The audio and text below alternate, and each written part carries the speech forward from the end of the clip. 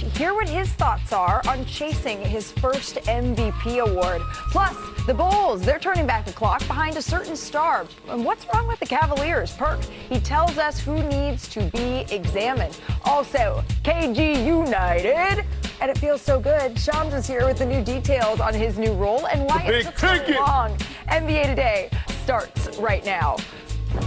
We begin our show with some breaking news. The WNBPA Executive Committee has been authorized to call a strike when necessary. This was breaking moments ago. Per the union, 98% of players voted yes, and 93% of players participated in the vote. So this is important, I think. Here is the entire statement from the Players Association. Quote, "The players have spoken. Through a decisive vote with historic participation, our membership has authorized the PA's executive committee to call a strike when necessary. The players' decision is an unavoidable response, they say, to the state of negotiations with the WNBA and its teams. Time and again, the players' thoughtful and reasonable approach has been met by the WNBA and its teams with a resistance to change and a recommitment to the same provisions that have unfairly restricted players for nearly 3 decades. The players' vote is neither a call for an immediate strike nor an intention to pursue one. Rather, it is an empathetic and emphatic affirmation of the players' confidence in their leadership and their unwavering solidarity against ongoing efforts to divide, conquer, and undervalue them. Let it be known, the players remain united, resolute, and prepared to fight for their value and the future of the league." Wow. Okay, so there is a lot there as we welcome in our women's basketball reporter, Kendra Andrews. Kendra, let's just boil this down. How likely is it that the WNBA players go on strike here? Well, Malika, it's certainly a possibility. This is something that I've been told has been being considered for a while now, going back to before that latest extension was agreed upon right after Thanksgiving. Look, the players have said time and time again that they feel that these negotiations aren't going the way that they want to. In the latest reported proposal from the league, they did offer a $1 million max salary, which with the revenue sharing system they proposed would go up to 1.2. The players, they still aren't quite satisfied with that. So they're looking at all possibilities of how they can get these conversations, these negotiations where they want to be. The next deadline for the CBA is January 9th. The other day, we even heard Adam Silver, the NBA commissioner, said that he and Deputy Commissioner Mark Tatum are in a position where they're happy to step in to the negotiating room right now. So everything right now is on the table just from both sides to try and come to an agreement, maybe to avoid a strike, possibly avoid a lockout down the road. Right. But as you just read that statement from the Players Association, it's very much on the table right now. Yeah, so 93% of players participated, 98% voted yes here is what the PA is saying. And again, what that means is they voted yes to have this option, not voted yes to enact it right now. So I want to bring in Shanae Agumake here into this conversation because, Shanae, I want to walk through the players' strategy here. Nneka, your sister, is the president of the WNBPA. Do the players actually want to strike? So this basically means that this is not calling for a strike now or in the future, but it does demonstrate two very important things, that the players are united more than ever before. I've mentioned multiple times here on ESPN, I was a part of the last executive committee, and it was hard to get 98 or 93% of participation. They got that. Almost every player in the WNBA participated in that. On top of it, the fact that 98% said yes, we trust our leadership, that if the circumstance means we have to make a decision, we're standing united. That is huge. That's the first thing. The second thing I think people should understand is the reason why you get here is the second point, that they feel like the negotiations have not gone in a way that is meaningful for them to honestly have conversations to move forward on the issues. Forward on issues like revenue share, having a fair share as the league grows, the players go, you know, especially when it comes to salary. Facilities, all these things that they're negotiating, they feel like that they're not making the progress that is good and fair in a negotiation. So now that has allowed them to all stand united and say, hey, we understand that we're at the moment where you have to be able to push forward. And this shows that we are one in making this decision if it comes down to it. So that when necessary clause is really when and if necessary right now, because that option still remains on the table. Kendra, I'm curious, if that strike does come to fruition, because now the players have the opportunity to, if they decide that this is the best pathway forward, what could that actually look like? How long could it last, and how would it affect the next WNBA season? Well, the WNBA is different from other leagues, right, Malika, where they have quite some time before their before the next season starts. Their off season is a little bit longer than the NBA, even the NFL, MLB, those other pro sports. So they have a little bit more time. But the thing that you really have to look at is, Malika, the expansion draft for the Portland Fire, the Toronto Tempo, that's still, those rules are collectively bargained. So we can't have an expansion draft until that's agreed upon. Free agency, that's supposed to begin mid-late January. That can't happen until this happens. So there is some time, but all these other parts of the WNBA calendar are going to get pushed back. So we could be looking at a very condensed ramp up to the season.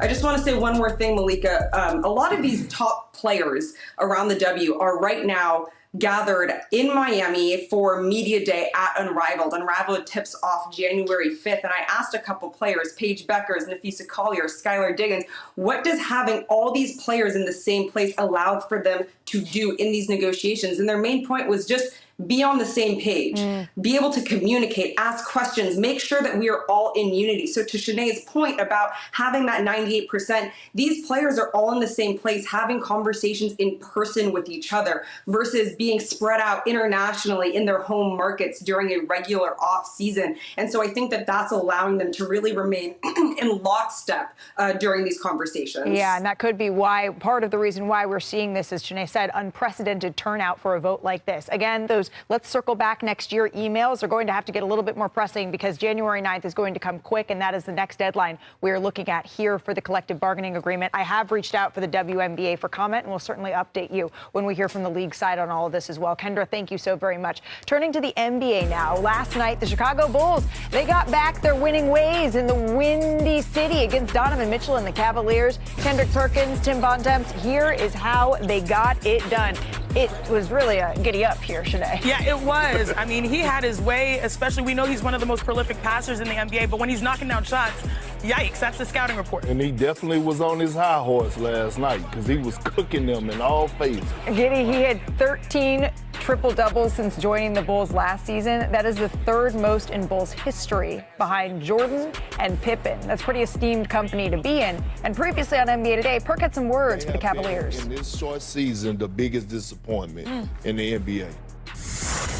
Okay, so yesterday, Perk, you said they'd been the biggest disappointment in the NBA. We wondered about the Clippers, but the Cavaliers, they needed this win. They did. Look, men lie, numbers, women lie, but these numbers in the film don't. Look at this. Are you talking about a team with championship aspirations? Look at this. Look at this transition defense. After a made basket. This is a made basket. No floor balance, no effort, just not engaged at all. This was embarrassing. I mean, that's the word for it, Perk. This is embarrassing. This is an embarrassing loss. The Bulls came into this game losing 8 of their last 9. They lost to the Pelicans twice, lost to the Nets. They lost to some of the worst teams in the league, and they made the Cavs look like a team that was one of the worst teams in the league in this game last night. At this point last year, Tim, the Cavaliers, they were running away with the Eastern Conference. They raced off to a conference leading 24-4 start. They're 9 games off that pace this year. They're 15-13. That puts them 9th in the conference. So, Shanae, what the heck is going on with Cleveland? I thought you were going to say, what the hell? What's going on? You know how they have Spotify Wrapped? Well, I'm going to do the Cleveland Cavaliers Wrapped. Okay. A year in review for the Cleveland Cavaliers. Now, on October 30th last year, the Cavs took sole possession of the top spot in the East last season.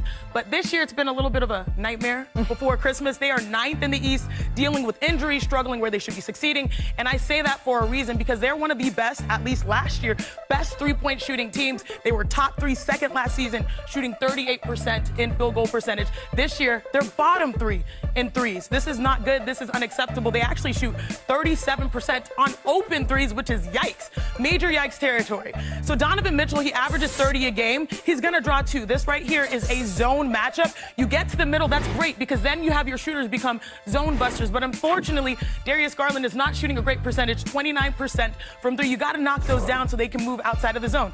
Again, Don is going to attract a crowd. Here, 2 people, the entire squad's eyes are on him. Kicks it out to the corner. DeAndre Hunter, 3-point three-point shooting, 30%. Those numbers have to go up to get back to their identity. That is where the Cleveland Cavaliers have struggled, especially on open threes, so hopefully they can fix that. So it's no longer a nightmare. It's more of like a better dream going into the new year. Right, and Dončić, you mentioned that the stretch here for the Cavaliers, because it's not isolated to this one loss. It's concerning the quality of opponents that they've faced recently and those outcomes. Yeah, I mean, look, the Cavs have been not exactly playing a murderer's row lately. They lost to the Hornets on Monday in overtime, but they didn't score in overtime. And then on Friday, they played the Washington Wizards, the worst team in the league. They needed 24 points in the second half of that game from Donovan Mitchell to even beat the Wizards, right? As Perk said, you know, you could talk about the Clippers maybe in the same conversation with the Cavs, but this was a team that was the favorite to win the Eastern Conference coming into the season. They're in the play-in, and yes, they've had injuries. Yes, Evan Mobley's out right now, but this does not look like a team that has any real chance of being any kind of threat in the East, and the East is as wide open a conference as we've ever seen. That's not acceptable for a team that's in the second apron right now. Imagine the league being a Western movie, right? Being a Western movie. And the Cavaliers have one role. Their role is to lay down and play dead. They can't even do that. They can't play dead in a Western movie. That's how horrible they have been this season. And when I say horrible, because I don't want to hear about how emotional they have been. I don't want to hear about how stressful it was this offseason. This is not a championship caliber team that looked like they were stressed out. And why do you see Donovan Mitchell and Darius Garland there? Because I'm a strong believer, okay, that with this small backcourt, they can't win. They can't win a championship with this small backcourt. Here's why: they're 13th overall defensively. When those two guys are on the floor, they drop to the bottom 5, so they can't get it done. And so again, when you look at the Cavs, you're looking at them, and I'm like, where's the leadership?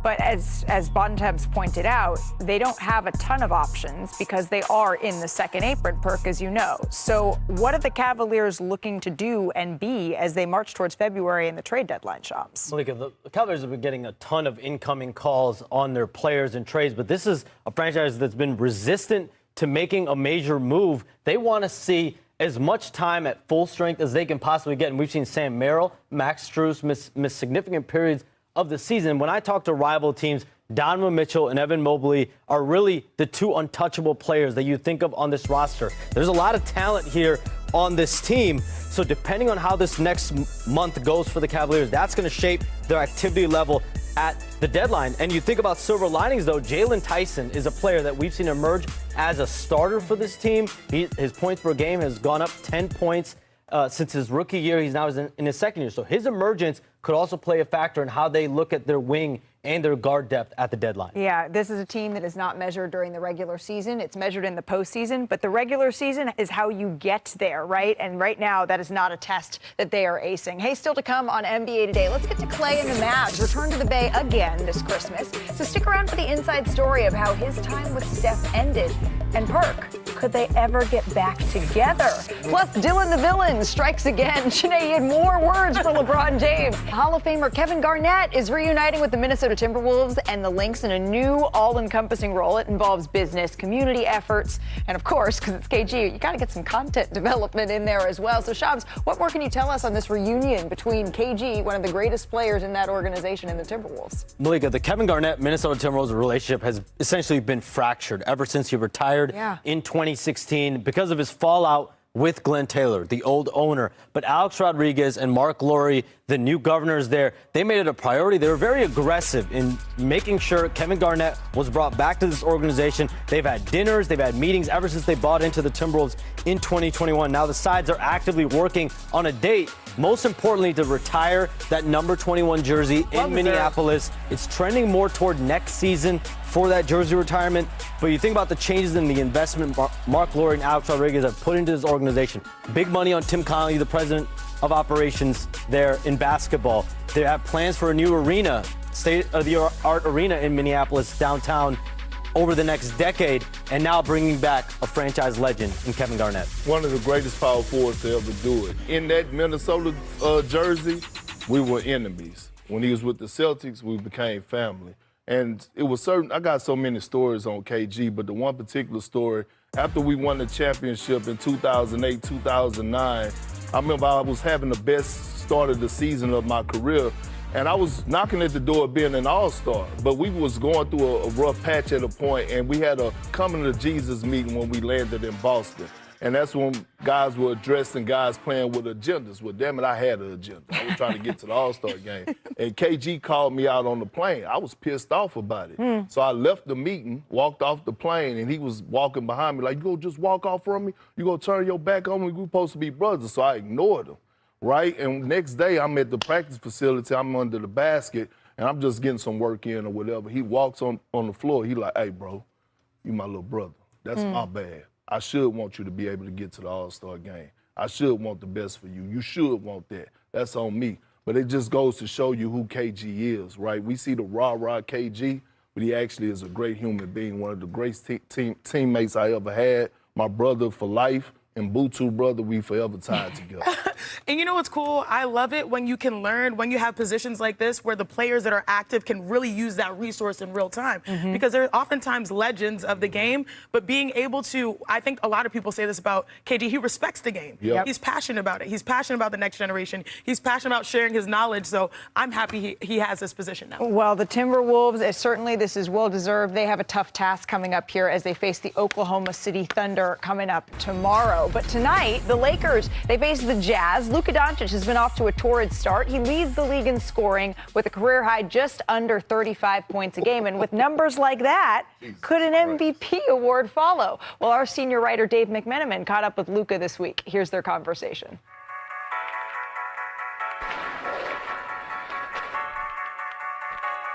How are you? Good to see you. See you. Thanks for coming here. You got a seat for you right here. Quiet on the set. This is your highest scoring average thus far, and you've obviously scored a bunch already. Is this the best basketball of your career thus far? I don't think so. I think I have to play better. I feel like I can play better, like a lot of nights. So I don't know if it's the best basketball I've played just because of points, but you know, I feel like I can do way more stuff. What are the things that you're asking of yourself? I think for the start of the season, I was playing great defense, kind of trying to get back to that, limit my turnovers, be more efficient, get more rebounds, get more assists. All that I feel like I can do a lot better. Obviously, you and Austin are such big parts of this team. LeBron is too. No one really knows how the end of his career is going to go. He might not even know right now. What's it been like being a teammate with him this year? It's just insane that he's still playing the highest level, 23rd season. It's been great, you know. Obviously, all his habits are would allow him to be here, but just playing with him, looking what he does at this stage is amazing. In Toronto tonight, the Lakers come to town, but they'll do it without Luka Doncic, who's out for the birth of his second child in Slovenia. Not that long ago, you were in Slovenia. You and your fiance welcomed in your second daughter, Olivia. What was it like going through that whirlwind in the middle of an NBA season? Well, it was a lot, not gonna lie, but you know, I was just happy to be there when my daughter was born. You don't want to miss that moment. So yeah, just being at that, it's awesome, especially two girls. I said this some time ago when my first one was born. You know, they don't care whatever you play good or bad. They're always the same. You know, they're happy when you're home. And that's what's the best. Just want to be a good dad, want to spend time with them, and that's it. That's life. You haven't won MVP yet, but you've done just about everything else a player could do through this start of their career. How do you feel like you fit into the conversation for that award this year?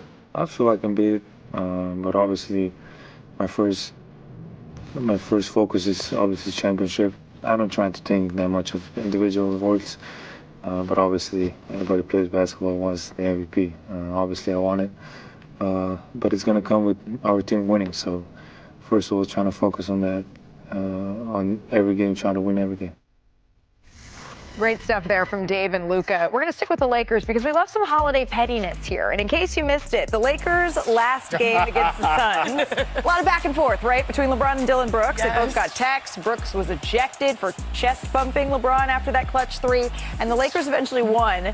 And when LeBron was fouled shooting a three with 3 seconds left, that's how they won the game. And yesterday, Brooks still talking about the matchup. I don't know. I guess he's a social media junkie. He be all over the social, so he be seeing, I guess, what I'm saying. And when I go out there and he thinks, like I told you, he thinks that people should think a way about him, not say nothing about him, or, play a certain way. I'm not going to play that way. So he gets in his moods or his modes or whatever it is, and I'm all for that. I wish we let him shoot that shot and that would have been an air ball. Okay. Yo, I love it. Hey, best individual rivalry in the NBA. And guess what? They're both represented by Clutch Sports. Well, Chris Lindsay We're saying that's the best rivalry in the NBA. Agrees with you. Name me one. Dylan and LeBron, they say they're always Steph and going to be LeBron. funny. Fans can keep the conversation going with the QR. Tim McMahon. They have a piece up right now on ESPN.com, and it reflects back on their breakup with Golden State, and they join the show now. Gentlemen, thank you so much for taking the time. I really appreciate it. Slater, I want to start with you because you have been reporting on this story for over a year now. What do you think is the most important takeaway on the dissolving of that relationship? Yeah, I'd even go back several years because I think the breakup started, probably the summer of 2023 when that extension doesn't get done. But I think that, a big takeaway would be that some of the frost of the breakup has thawed a little bit. And we all know, a lot of the ires about the business side from Klay's side towards management and ownership and not getting, his contract done. But Steph Curry and Draymond Green, we, as we reported, went to dinner last year. They played one game in Dallas. It was in February. They went over to his house. Steph said he got him and Draymond an Uber over there. And it was almost cathartic to have a night of, dinner, and they, Steph was on his putting green and they were playing chess. And by the end of the night, it just felt like, it was the next stage of accepting it. And that's been part of the thawing that we're talking about. Yeah, you start the piece off with such a beautiful moment when Cannon Curry goes, Klay Thompson, in the hallway. And when Steph watches Klay now, he has to remind his young son, no, we're not teammates anymore. And I thought that was really poignant because the reality, Tim, is now Klay is on the Dallas Mavericks. And there's so much chatter about what direction this franchise is going to go and what's his future with Dallas. What's his mindset there? Howdy, partners. Look, Klay Thompson came to Dallas to play for a contender, to start and get spoon-fed open threes by Luka Doncic. Obviously, none of those things are happening right now. None of those things are the reality of the situation. But Klay, honestly, is in a good state of mind right now. There were questions when they made the move to bring him off the bench earlier this season. How was Klay going to handle it? And honestly, it's been smooth. There's been no pouting. There's been no complaining. He's been a complete pro. And he said he hasn't felt like he's been chasing the ghosts of the past like he was in Golden State, especially that last year. And Klay understands, hey, he's in the twilight of his career, but he's embracing the opportunity to still contribute. He compared himself to Byron Scott during Kobe Bryant's rookie year. Like, he's embracing the opportunity to help Cooper Flagg as he starts what's going to be a long journey. So he's making the best of the situation. Now, if there was a chance for Klay to move to a contender, would he welcome it? I feel pretty strongly, yes, he would. Well, could that contender maybe be the Golden State Warriors, right? They haven't looked like it for a large part of this season, Slater, but is a reunion still possible? Is that in the cards in the future? I think eventually, but I would not expect it currently this season. I don't think anybody anticipates the Warriors, and from my conversation, shopping in the nostalgia aisle right now under his current contract at this current moment when there's urgency. But, Steph Curry compared, this situation a little bit to how Scottie Pippen's, end in Chicago was unceremonious, and his hope that maybe that can get healed. And I think about another player, Dwayne Wade. Remember how he had a bad breakup with the Heat, went to some other teams, and then did have kind of a final run in Miami. And I think that is possible, but I think we're talking maybe a year or two down the line. And the one thing I did learn in this piece is, Steph Curry would probably have to be the one pushing it because that's the voice that Klay will always listen to. Well, there are a bunch of Golden State fans watching right now that all they heard was yes, eventually here, Anthony. So I appreciate you giving that piece of hope to that franchise because, as Draymond said, he always envisioned it being the three of them riding off into the sunset. Gentlemen, this piece was fantastic. It gave me all the feels. Thank you so much for penning it and for joining us. Now, Steph, Klay, and Draymond, they won 4 titles together, of course. That's tied with Tim Duncan, Manu Ginobili, Tony Parker for the most titles by an all-NBA trio over the last 50 seasons. And there was a lot in the story. I really encourage everyone to read it because, again, it's going to make you smile. But if you're Klay, Would you want to go back to Golden State? Yes. But after there's a circumstance, because one thing that has been clear through that phenomenal story is that he still wants to win and that he came to Dallas expecting to play with Luka and to pursue a championship, which we know Dallas was, they made it to the finals. So they were close and he wanted to be one of those pieces that sets them over the edge. So it may not obviously be Dallas. It might be elsewhere, but the final stop, I think it would be picturesque. And I know you're being all apolitical as someone who grew up in the Bay, but I do think that's what the fans want, because in this story, it talks about how they see him playing. It's like, he's supposed to be with us. Yeah. They'll see him draw off with another team. It's like, who's not? Yeah. Why aren't they having his back? Why are they having his back? And no matter what team he's on, he's so associated after winning 4 championships with the Warriors. I'm happy he still feels like he's got gas in the tank to pursue another one, but I hope at the end of the day, they bring it all back together. I just want to see Klay this year on the playoff team, right? On the playoff team. I think us watching this Klay Thompson with the Dallas Mavericks, this role has been too big for him. That's not why they brought him in. They brought him in to play alongside Luka and Kyrie before Luka was traded. All of a sudden, Kyrie goes out, and then you have a young Cooper Flag. He has a bigger role. I like to see him go somewhere where he has a lesser role, where all his job is to be a spacer, right, and be able to help guys get over the hump. So that's what I would like to see short term for Klay Thompson. What's the likelihood that Perk is going to see what he would like to see, and the Mavericks are going to move on from Klay Thompson here? Malika, Anthony Davis, Klay Thompson, Daniel Gafford, those are the players that the Mavericks will be exploring and taking trade calls on. And for Klay Thompson's perspective, he's been playing a lot better the last 15 games, shooting close to 40% from 3. And that helps that trade value because, from my understanding, as I reported last week, Klay Thompson wants to play for a title contender moving forward. The Mavericks were supposed to be that. Like Tim McMahon said, he was supposed to play with Luka Doncic, but also Kyrie Irving and get passes from these guys. That hasn't happened. This is a play-in tournament team. They're going to be wide open on the trade market. And not to be ignored, as a part of the piece, he's found a little piece, right? Because I think part of the tension was in Golden State maybe having to go to the bench, but it seems like in the shift coming off the bench, he feels a little bit more comfortable. And it's a tough pill to swallow as a professional when you're an all-star, when you're a future Hall of Famer. So I do think that has helped take pressure off other teams looking to explore. But this also really isn't the team that he came to play with without Luka Doncic and without Kyrie Irving. But Kyrie, he's still, making his presence felt here. Did you guys? Repeating is trying not to repeat last season, but it's always about for us trying to get better every single game. There's SGA. Extra cut for Holmgren. Levitation at the rim. I think the key for us is just to be present. We're not going into it acting like we were defending champions. I think we have the confidence knowing we can do it again. Absolute perfection and brilliance from the reigning MVP. We have to continue to get better through our experiences. If we do that, we'll be in good shape.